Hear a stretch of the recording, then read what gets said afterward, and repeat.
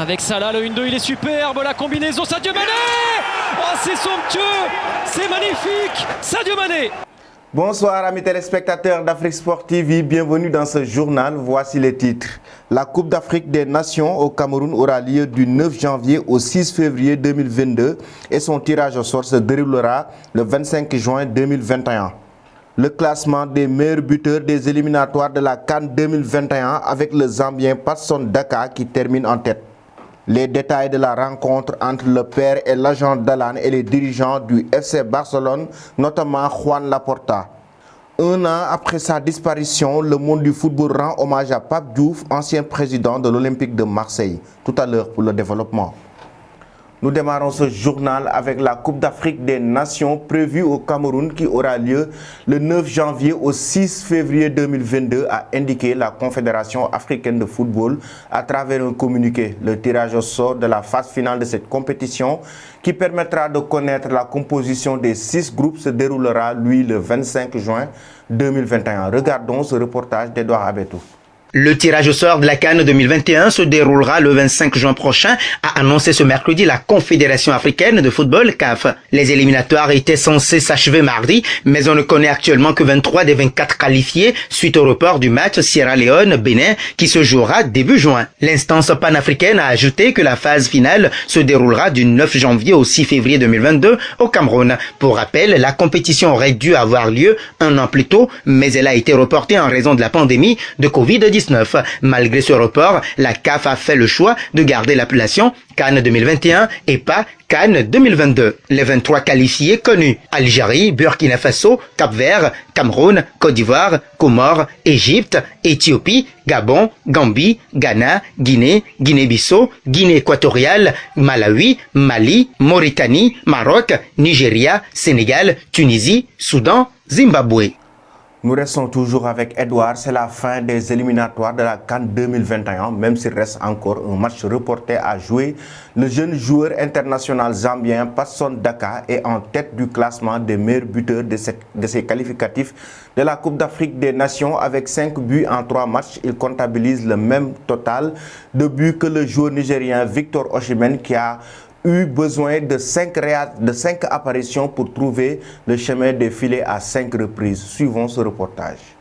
En faisant parler la poudre à 5 reprises en seulement 3 apparitions lors des éliminatoires de la Coupe d'Afrique des Nations 2022, le jeune buteur international zambien Patson Daka, 22 ans, 20 sélections, a achevé la phase des qualifications en tête du classement des meilleurs buteurs. Le prodige du RB Salzbourg, Autriche, comptabilise le même total de buts que le canonnier vedette des Super Eagles du Nigeria, Victor Osimhen, qui a eu besoin de 5 apparitions pour trouver le chemin des filets à 5 reprises. À la 3e marche du podium, on retrouve une pléiade de buteurs africains comptabilisant 4 unités dans leurs escarcelles. Il s'agit de Saïdi Ntibazonkiza, Burundi, Bagdad Bounedjah, Algérie, Louis Mafuta, Centrafrique et Percy Tao, Afrique du Sud. Il convient de noter également qu'avec 19 buts marqués lors des 6 rencontres des éliminatoires africaines, la sélection algérienne, championne d'Afrique en titre, possède la meilleure attaque des éliminatoires. 5 buts. Premier, Patson Daka, Zambie, en 3 matchs. Deuxième, Victor Osimhen, Nigeria, en 5 matchs,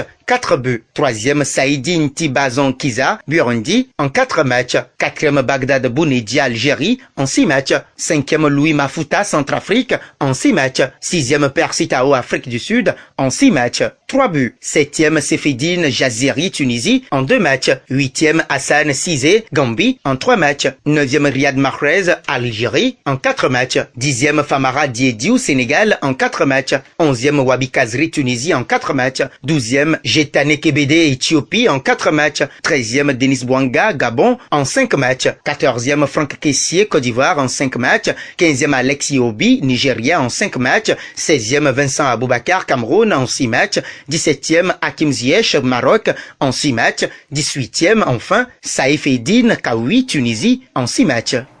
Nous allons maintenant en Espagne. Alan est l'un des joueurs les plus convoités d'Europe et plusieurs écuries européennes souhaitent signer l'international norvégien. D'ailleurs, le nouveau président du FC Barcelone, Juan Laporta, veut faire de lui son premier recrutement d'envergure l'été prochain. Selon les informations qui émanent du quotidien catalan Sport, la réunion entre le clan Alan et le FC Barcelone aurait été positive. Le média poursuit en dévoilant les détails de cette rencontre. Au sommet, Juan Laporta, accompagné du directeur de football du Barça, aurait évoqué les intentions du club d'entreprendre la signature de l'attaquant norvégien. Suivons ce reportage d'Edouard Abetou.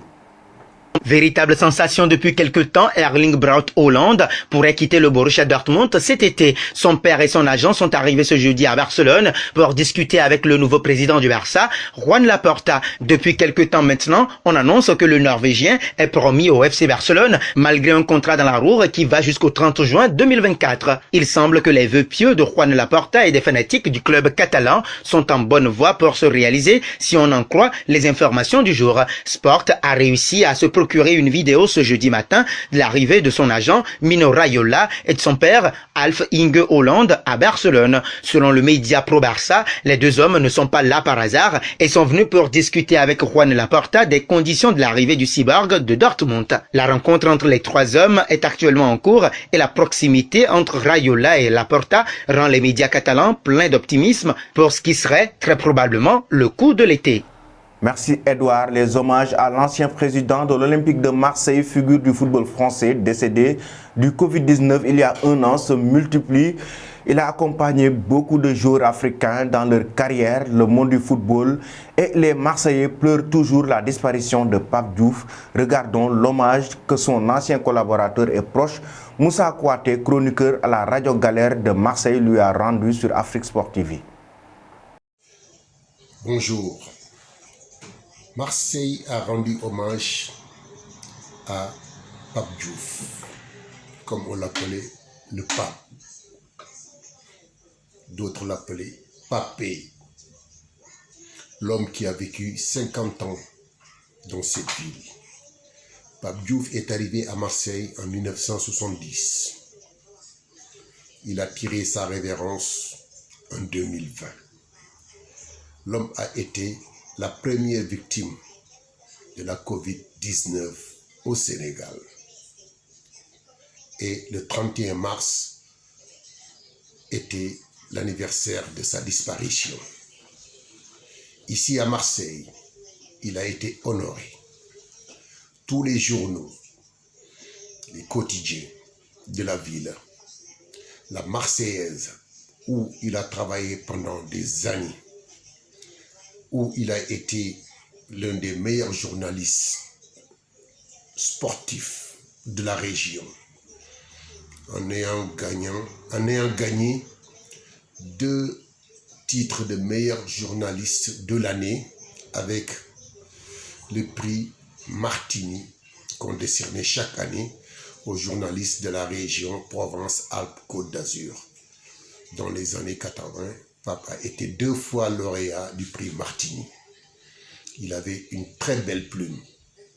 Et la Marseillaise l'a honoré hier en faisant 2 pages spéciales Pape Diouf.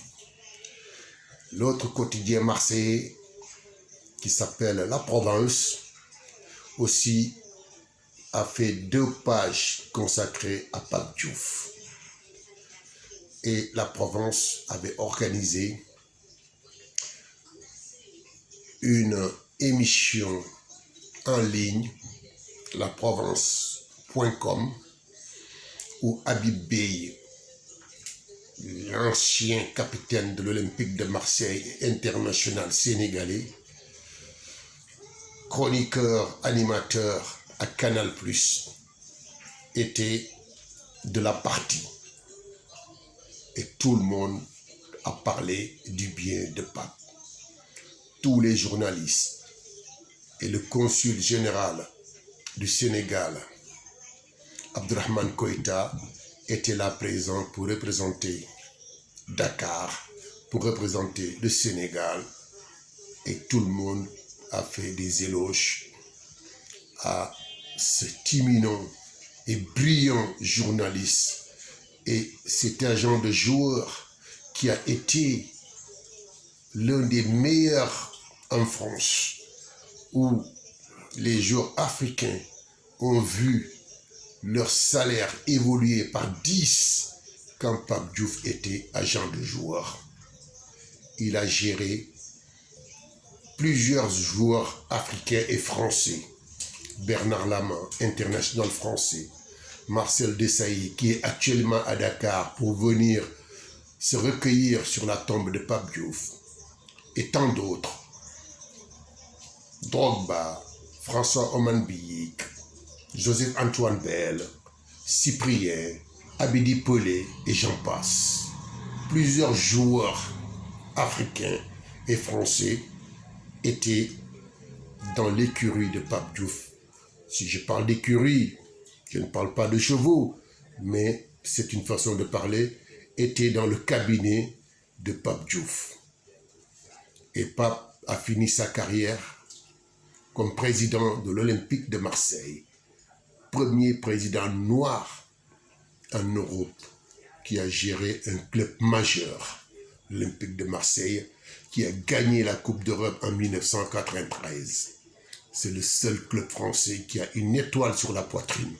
L'Olympique de Marseille est l'un des clubs les plus populaires de France et connu partout à travers le monde.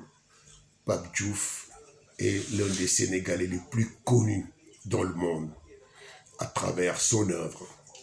Pape Diouf a marqué Marseille et Marseille lui a rendu un hommage vibrant à l'occasion de cet anniversaire.